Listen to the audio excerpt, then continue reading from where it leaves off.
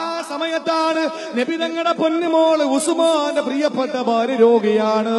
രോഗം പിടിച്ചിട്ട് പനി പിടിച്ചിട്ട് വിറച്ചു പനിച്ച് പൊരിഞ്ഞു കിടക്കുകയാ.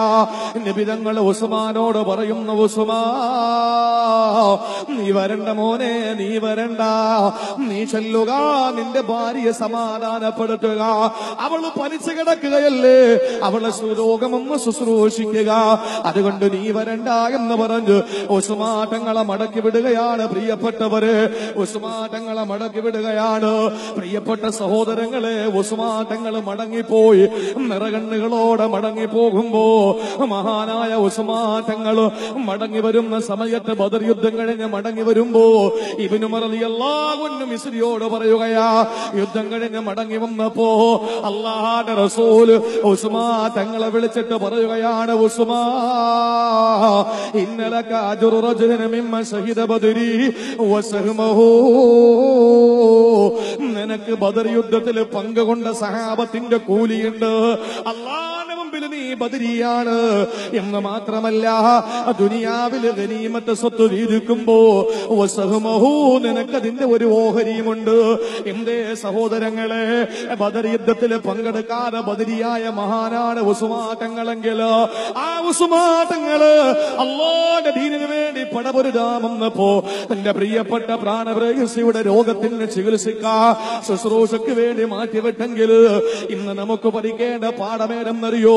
ഭാര്യയ്ക്കൊരു രോഗം വരുമ്പോ നടന്നു പെണ്ണ് കെട്ടലല്ലോ, മറ്റൊരു പെണ്ണിനെ തേടിയിട്ട് ഓടലല്ലോ, ഭർത്താവിന് രോഗം വരുമ്പോ മറ്റൊരു തന്റെ കൂടെ പാറിപ്പോകലല്ലോ. പ്രിയപ്പെട്ട സഹോദരങ്ങളെ, നമുക്ക് സമാധാനത്തിന് അല്ലാഹു തന്ന, എനിക്കും നിങ്ങൾക്ക് സമാധാനത്തിന്, ഭാര്യമാർക്ക് സമാധാനത്തിന് അല്ലാഹു തന്ന ദുനിയാവിലെ ഒരു പ്രക്രിയയാണ് വിവാഹം. അല്ലാഹു പറഞ്ഞല്ലോ, തസ്കുനു ഇലൈഹാ, നിക്കാഹ് വെച്ചത് എന്തിനെന്നറിയോ? നിങ്ങൾ പരസ്പരം സമാധാനിക്കാൻ വേണ്ടിയിട്ടാണ്. ജബലുൻ നൂർ എന്ന 5 കിലോമീറ്റർ കഅബാലയത്തിൽ നിന്ന് മാറി സ്ഥിതി ചെയ്യുന്ന 1.5 മണിക്കൂർ യാത്ര ചെയ്താൽ മുകളിലെത്തുന്ന 6 ഹെറായുടെ ഉള്ളറകളിലെ ധ്യാനനിമഗ്നനായിരിക്കുന്ന ലോകത്തിന്റെ നേതാവിന്റെ മുമ്പിൽ ജിബ്രീൽ വന്നു.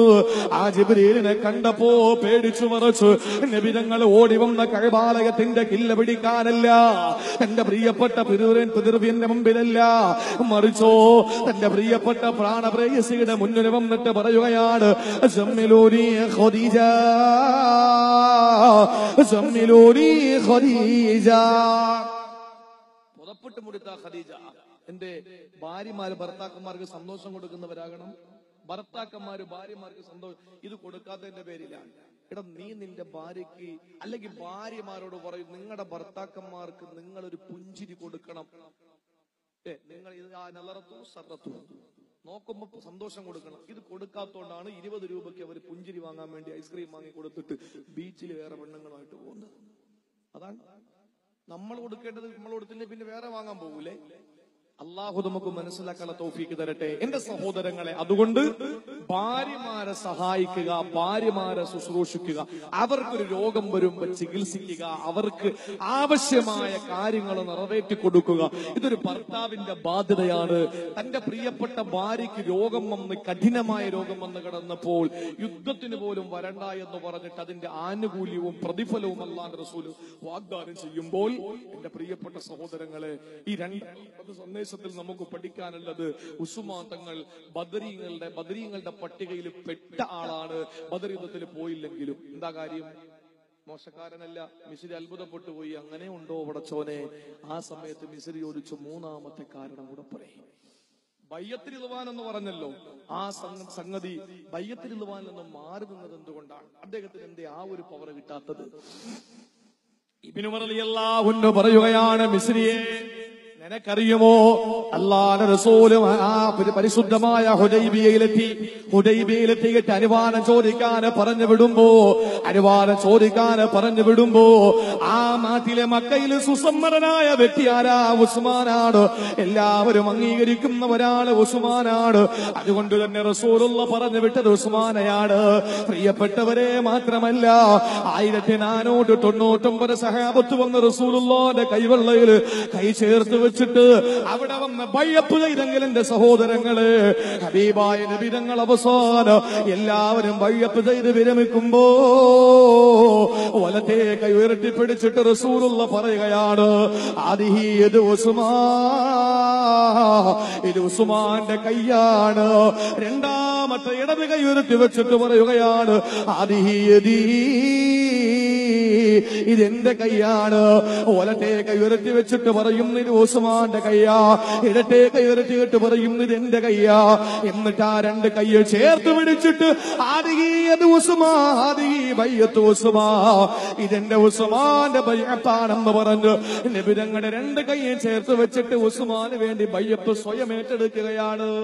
അല്ലാഹുവിന്റെ റസൂല് ബയ്യത്ത് ചെയ്തില്ല എന്ന് വെച്ചിട്ട് മോശക്കാരനല്ല. നബി തങ്ങളുടെ വലത് കൈ അല്ലാഹുവിന്റെ റസൂല് പറഞ്ഞത് ഉസ്മാന്റെ കൈയാണ്. എന്താ കാര്യം എന്നറിയോ? അള്ളാഹുവിന്റെ റസൂൽ ഒരു അമാനത്ത് ഏൽപ്പിച്ചപ്പോൾ അത് ശിരസ വഹിക്കാനുള്ള ഒരു മനസ്സ്. അതാണ് ചില്ലറ കാര്യമാണ്. 6 കൊല്ലം അവിടെ നാട്ടി ഓടിച്ചിട്ട് ഇനി അങ്ങോട്ട് പോയ ആളുകൾ കൊന്നുകളയും. അപ്പോ ഒന്ന് അനുവാദം ചോദിക്കാൻ വേണ്ടി അങ്ങോട്ട് പറഞ്ഞു വിടുമ്പോ ഉസ്മാൻ തങ്ങൾ നല്ല മനസ്സോടെ അനുവാദം ചോദിക്കാൻ പോയെങ്കിൽ എന്റെ പ്രിയപ്പെട്ട സഹോദരങ്ങളെ, മോശക്കാരനാണോ? അല്ല. ആ ഒരു അമാനത്ത് ഏറ്റെടുത്തു. അള്ളാഹു നമുക്ക് തന്ന സമ്പത്ത് അമാനത്താണ്, സന്താനങ്ങൾ അമാനത്താണ്, നമ്മുടെ പ്രിയപ്പെട്ട മക്കൾ അവർ അമാനത്താണ്, നമ്മുടെ സമയവും നമ്മുടെ സമ്പത്തൊക്കെ അമാനത്താണ്. ഇൻഷാ അല്ലാഹ് എന്റെ പ്രിയപ്പെട്ട സഹോദരങ്ങളെ, നമ്മുടെ ജീവിതത്തിൽ നമ്മുടെ അമാനത്തുകൾ പാലിക്കുന്നവരായി നമ്മൾ മാറണം. മാറിയാൽ നബിതങ്ങളുടെ ഉസ്മാന്റെ അമാനത്ത് സൂക്ഷിച്ചപ്പോൾ അള്ളാഹുവിന്റെ റസൂൽ കൊടുത്ത പവറാണ് എന്റെ വലത് കൈ ഉസ്മാന്റെ കൈയാണെന്ന് പറഞ്ഞത്. അള്ളാഹു മനസ്സിലാക്കാൻ നമുക്ക് തൗഫീഖ് നൽകി അനുഗ്രഹിക്കുമാറാകട്ടെ. എന്റെ പ്രിയപ്പെട്ട സഹോദരങ്ങളെ, 3 കാരണങ്ങളും പറഞ്ഞു കൊടുത്തു. ഇതാണ് കാരണം, അതുകൊണ്ട് നീ കളിയാക്കുന്നത് പോലെയല്ല എന്ന് പറഞ്ഞ് ഉസ്മാൻ തങ്ങളെ പറ്റിയിട്ട് മോശമായ ചിന്തയുമായി വന്ന മിസ്രിയെ ഇബ്നു റളിയല്ലാഹു തആല തിരുത്തി പറഞ്ഞു വിട്ടെങ്കിൽ അവസാനമായി എന്റെ പ്രിയപ്പെട്ടവരെ എങ്ങനെയാണ് ഉസ്മാൻ തങ്ങൾ മരണപ്പെട്ടത്, വഫാത്തായത്? അത് പറയാം. അതിനു മുമ്പ് ഇൻഷാ അല്ലാഹ് നമ്മുടെ ഈ ചുരുങ്ങിയ സദസ്സിന്റെ ഉള്ളറകളിൽ, ഈ ചുരുങ്ങിയ വളരെ തുച്ഛമായ നമ്മുടെ ഈ സദസ്സിൽ എന്റെ പ്രിയപ്പെട്ട സഹോദരങ്ങളെ, സ്ത്രീകളുടെ നമസ്കാര സ്ഥലം ചുറ്റുമതിലുൾപ്പെടെ